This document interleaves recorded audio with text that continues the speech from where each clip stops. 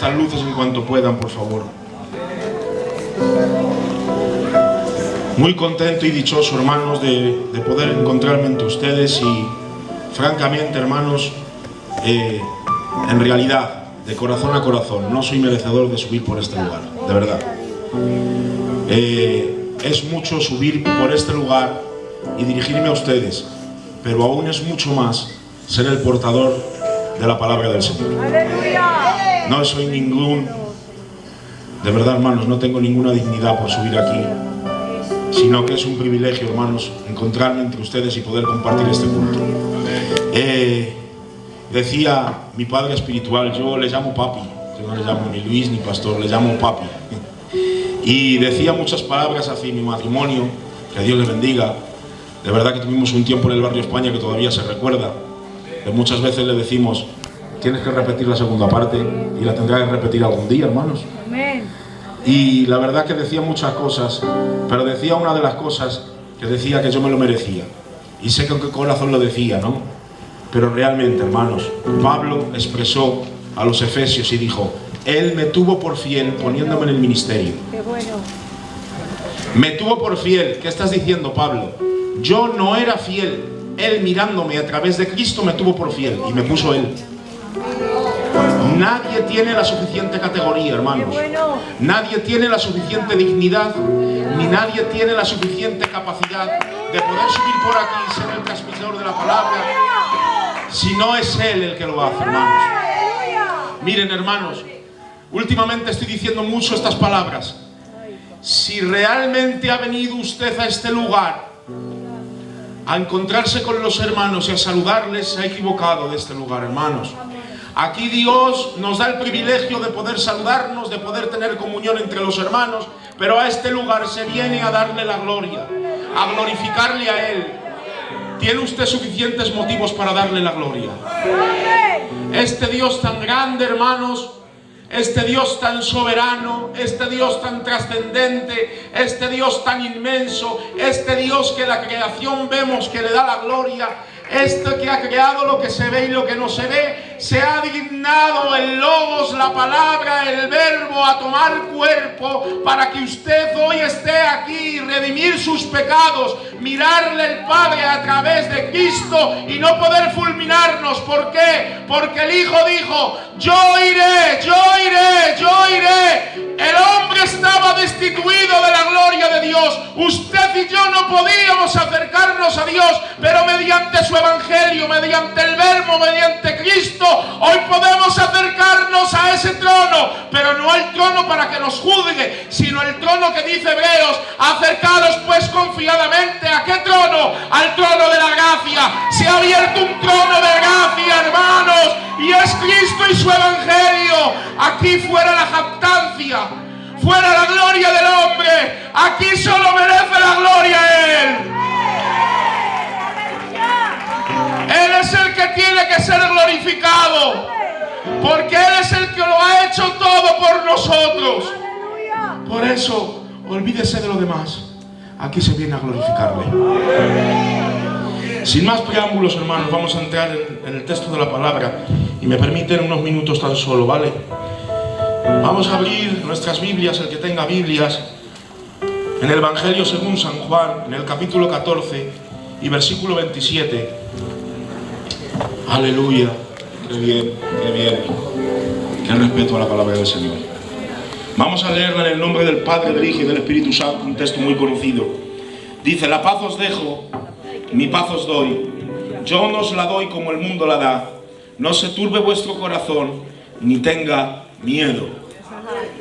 Voy a volver a repetirlo, hermanos. Es más importante lo que se lee que lo que uno pueda decir. Abran sus oídos, por favor.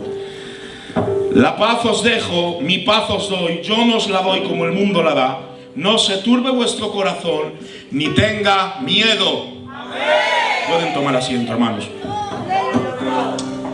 La verdad que este texto, hermanos, si lo dejase sin yo me bajara, ya habla por sí solo.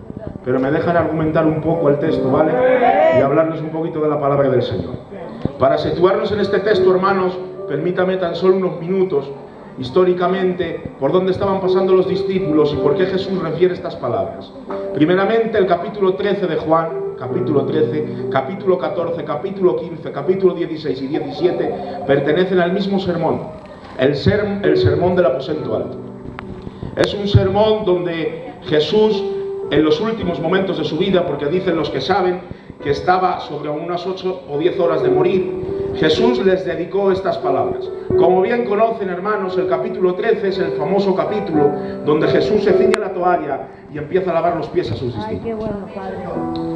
En este capítulo, hermanos, en el capítulo 13, es donde empieza Jesús a enseñarles, y dense cuenta qué importancia tiene, porque Jesús iba a resumir la enseñanza de 3 años aproximadamente y 3 meses en tan solo unas horas.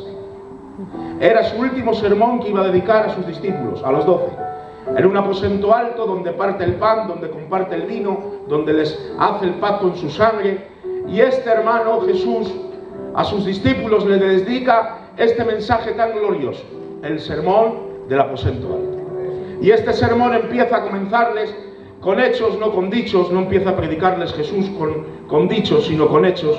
Empieza a ceñirse la toalla, empieza a lavar los pies a los discípulos, y vemos el gran amor de Jesús hacia sus discípulos y después la gran humildad de Jesús hacia sus discípulos. ¡Aleluya! Pero dense en cuenta, en este mismo pasaje, en el capítulo 13, se encuentra donde Jesús les dice a sus discípulos: uno de vosotros me va a negar, y uno de vosotros me va a vender y me va a entregar.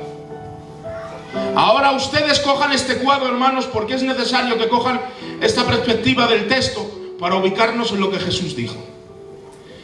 Los discípulos que 3 años aproximadamente y 3 meses habían estado con Jesús, que habían dado todo, que habían dejado mujeres e hijos, trabajos. Dicen de los hijos de Zebedeo, Jacobo y Juan, que dejando a su padre con los jornaleros, se dejó a su padre. Dice que Pedro tenía suegra, por lo tanto tenía mujer. Dejaron sus mujeres, dejaron sus trabajos, dejaron sus quehaceres y siguieron a Jesús durante 3 años y 3 meses. Ahora este gran Jesús, al que han visto hacer tantos prodigios, tantos milagros, que le han visto resucitar a muertos y han visto todas las señales que él ha hecho, les dice que va a morir. Esto ellos todavía no se lo creen. La Biblia lo relata muy bien. De hecho, 2 de ellos, los hijos de Zebedeo, Juan y Jacobo, se acercan en última instancia a pedir una petición a Jesús. Y Marcos cuenta que llevaron a la madre de ellos, porque se supone que era la tía, media tía de Jesús.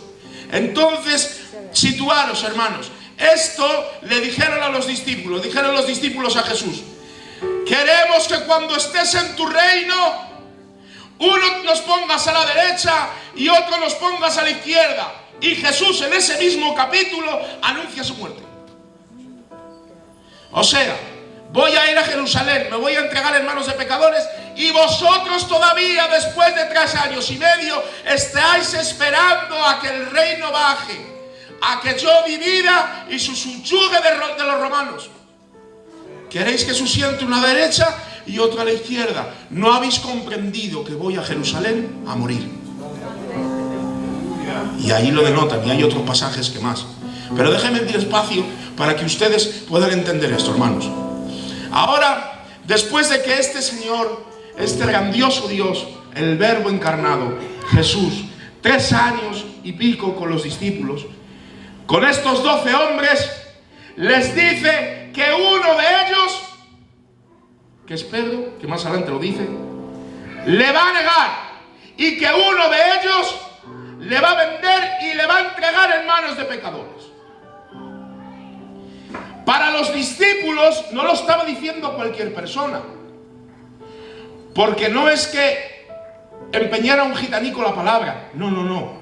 Es que lo que había dicho Jesús tiempo atrás, habían visto el cumplimiento de todas cosas que él iba diciendo. Vamos aquí, vamos a sanar, vamos aquí, vamos a resucitar, vamos aquí. Todo lo que decía Jesús se cumplía. Y ahora dice, uno de los 12 me va a vender y otro me va a negar. Y ahora se miran ellos y miran esta escena. Se miran uno a otro y dicen, que lo que dice este se cumple. Que no lo está diciendo cualquiera, que lo está diciendo él. Y ha dicho que uno de nosotros le va a vender y otro le va a negar. Ahora ustedes miren la angustia que se produjo en los discípulos. ¿Qué angustia no se producía en ellos? Que Jesús les tiene que hablar de la gran promesa de este capítulo, el capítulo 14. Y empieza a hablarles de la gran promesa del Dios Espíritu Santo. ¿Por qué empieza el 14 a hablarles de la promesa del Espíritu Santo? Para alentarles. Hermanos, no es cualquier cosa. Por la persona que han dejado todo durante 3 años, les diga que se va a morir y después que uno de ellos le va a entregar y otro le va a negar. Tenían mucho sufrimiento, tenían mucha angustia, pero Jesús empieza el capítulo 14. ¿Y cómo empieza el capítulo 14, hermanos? No se turbe vuestro corazón. Qué bueno. No se turbe vuestro corazón. Si se dan cuenta, yo estoy leyendo en el versículo 1 del capítulo 14. Pero el texto que hemos leído se encuentra en el verso 27. Y déjenme decirles algo. Jesús en el mismo capítulo refiere las mismas palabras 2 veces. Y no es un gitanico que exagere, ¿eh? Cuando Jesús repetía 2 cosas es porque quería puntualizar algo. En el mismo capítulo Jesús dice las mismas palabras. No se turbe vuestro corazón. Y eso toma mucha envergadura, hermanos, por lo mismo que estamos diciendo, por quien lo dice. Y lo dice 2 veces. Y ahora les dice, no se turbe vuestro corazón, creéis en Dios, creed también en mí. Amén. Pero miren, vamos a centrarnos en el 27. Dice, la paz os dejo, mi paz os doy. Miren, hermanos, cuando Jesús se refiere a esto, yo me quedé atónito y dije, vamos a ver, la paz os dejo, mi paz os doy. ¿Cómo puede ser, Abraham? La paz os dejo, mi paz os doy. 2 clases de paz. Porque podía haber dicho, la paz os voy a dar, la paz os dejo. Y bastaría, ¿no? Pero aquí Jesús repite 2 veces. La paz os dejo, mi paz os doy. Y estudiando un poquito y orando al Señor hace mucho tiempo, de hecho, este fue el primer mensaje que prediqué cuando el hermano me ensayó, el pastor. Y dice, hermanos, la paz os dejo, mi paz os doy. La paz os dejo no se está refiriendo a nada más ni nada menos que el Dios Espíritu Santo. Porque no tiene artículo. No dice la paz y la paz os dejo. Dice, la paz os dejo o mi paz os doy. No está guardando ningún artículo, sino que va directo diciendo, la paz os dejo. ¿Saben por qué? Porque el Espíritu Santo no tiene paz. Él es la paz. Y ahora dice, la paz os dejo, yo me voy, viene otro después de mí, que os merece la pena que yo me vaya. ¿Saben por qué? Porque Él va a trabajar internamente en el creyente. Y dice, la paz os dejo, la paz, el Dios Espíritu Santo. Pero ahora dice, mi paz os doy, mi paz os doy. ¿Y saben a qué paz se estaba refiriendo? A la que se iba a producir después de su muerte y resurrección. La paz que tenía que poner entre medio el Padre y el hombre y ser el puente perfecto.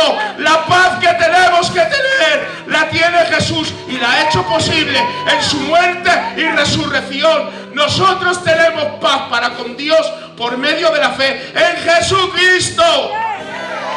Entonces está hablando de 2 clases de paz. Está hablando del Espíritu Santo internamente en el creyente y está hablando de la paz que Él puso por medio de su muerte y resurrección.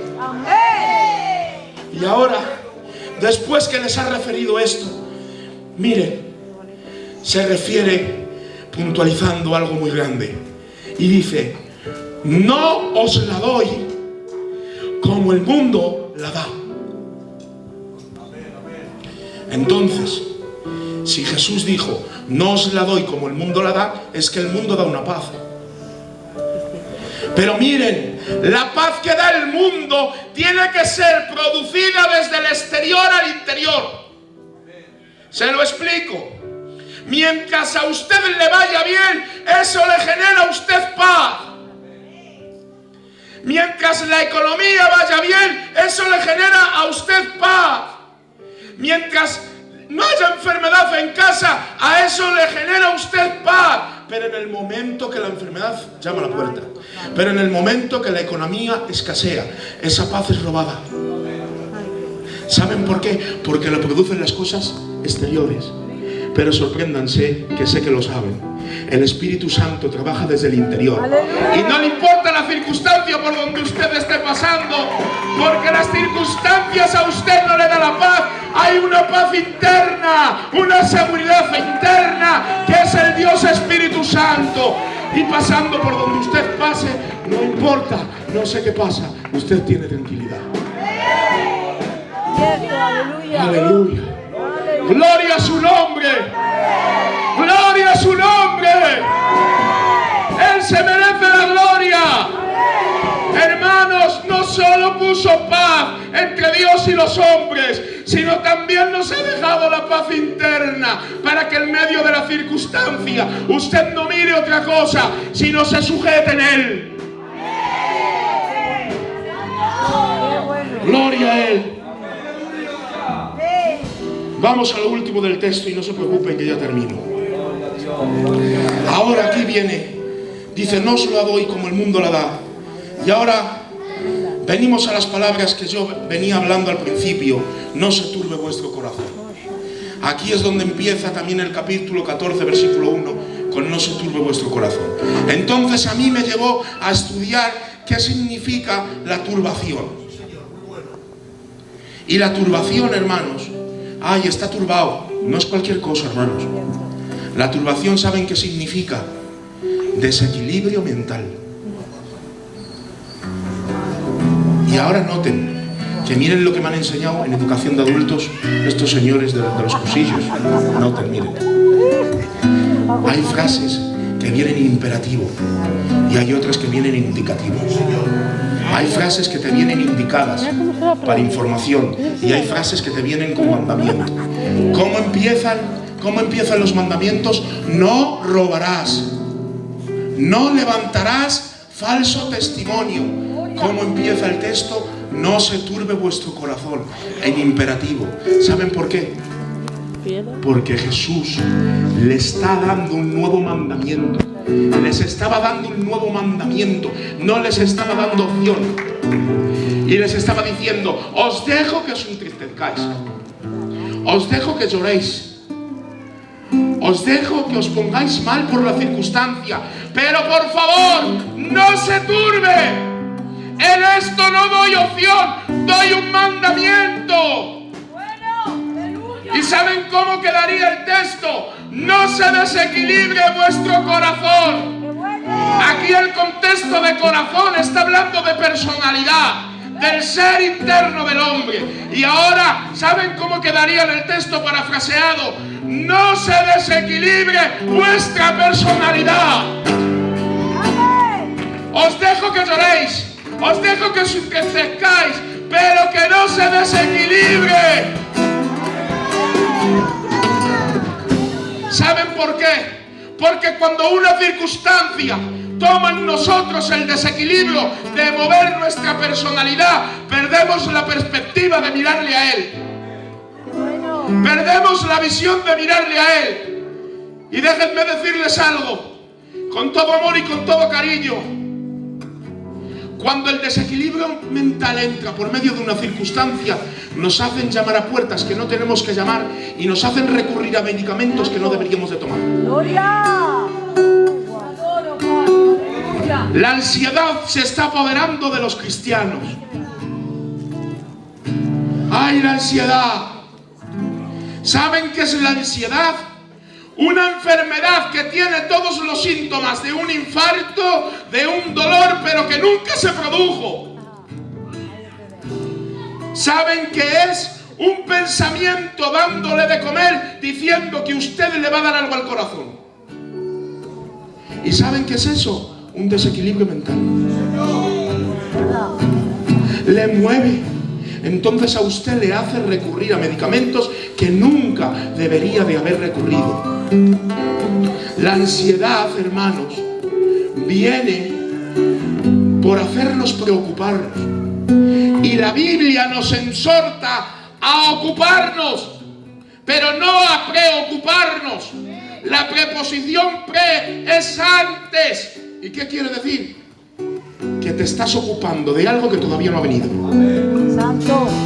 Te estás ocupando de algo que no existe. ¿Qué será el día de mañana?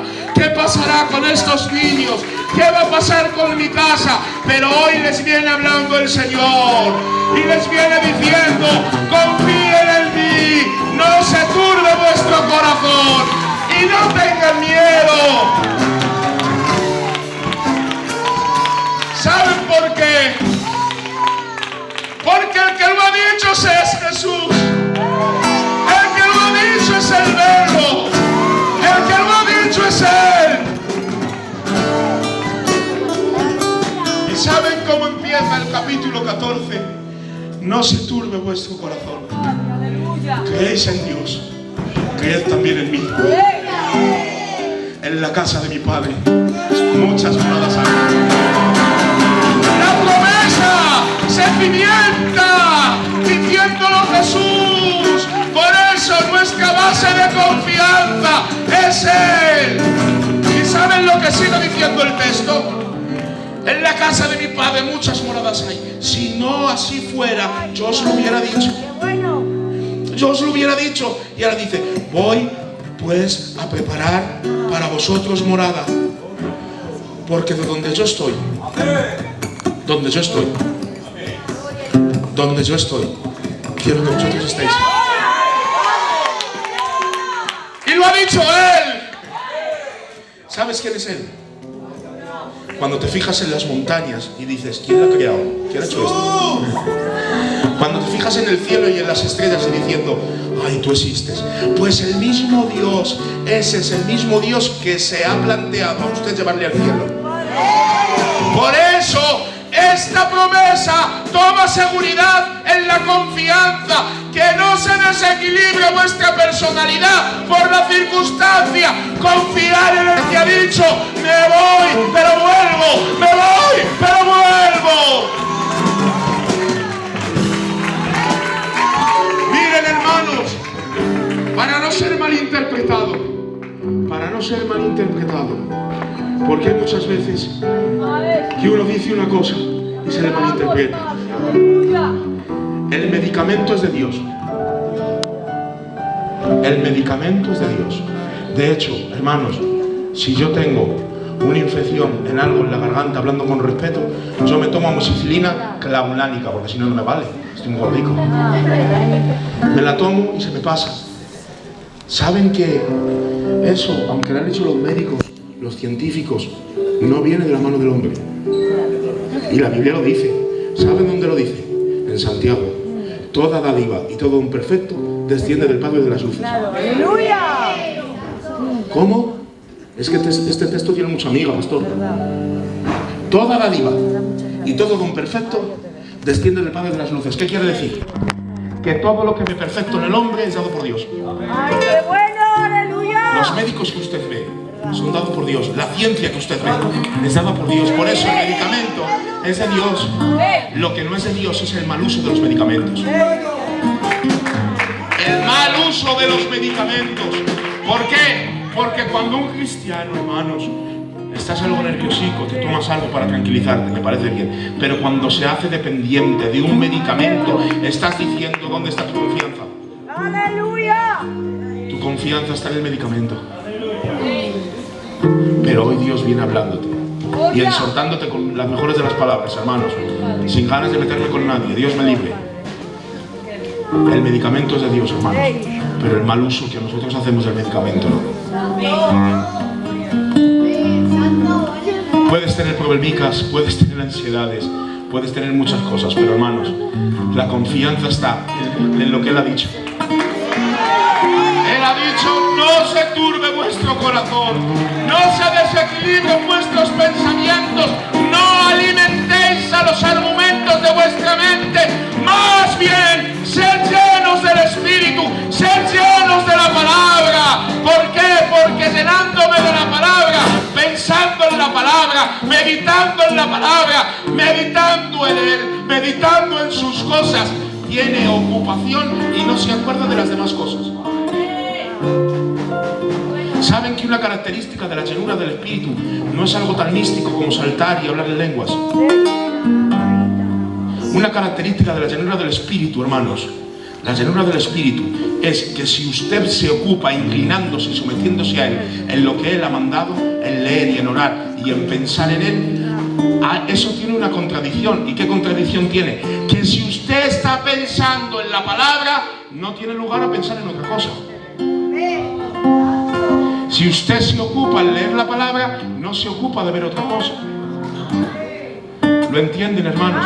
Por eso, una característica de la llenura del Espíritu es leer su palabra, es orar, es bendecir su nombre, es glorificar y es meditar en Él. Hermanos, los pensamientos nos están jugando malas pasadas. Nuestra mente nos está jugando malas pasadas. Por eso, hermanos, voy a acabar ya. Miren, que llevo un rato ya. Alnica, me he pasado, perdonad.